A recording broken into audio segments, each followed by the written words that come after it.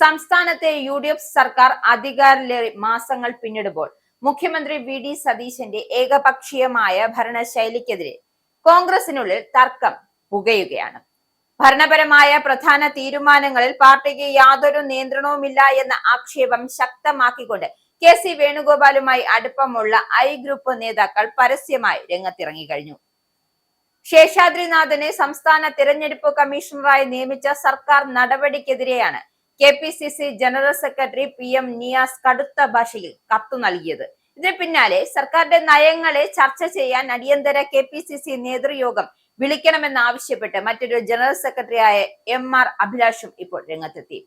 2 ആഴ്ചയ്ക്കുള്ളിൽ KPCC നേതൃയോഗം വിളിച്ചു ചേർക്കുമെന്നാണ് ഇന്ദിരാ ഭവനിൽ നിന്നുമുള്ള സൂചന.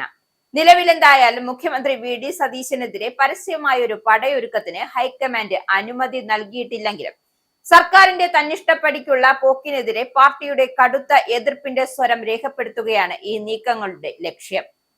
തിരഞ്ഞെടുപ്പ് കമ്മീഷണർ നിയമനം, ദേവസ്വം ക്ലീനർ നിയമനം, നിയമസഭയിൽ വലിയ വിവാദങ്ങൾക്ക് വഴിവെച്ച വീര്യം കുറഞ്ഞ മദ്യത്തിന് അനുമതി നൽകാനുള്ള ധനബില്ല് നീക്കം എന്നിവയ്ക്ക് മുൻപ് പാർട്ടി ഫോറങ്ങൾ യാതൊരുവിധ ചർച്ചയും നടന്നിട്ടില്ല എന്നാണ് പ്രധാന ആക്ഷേപം.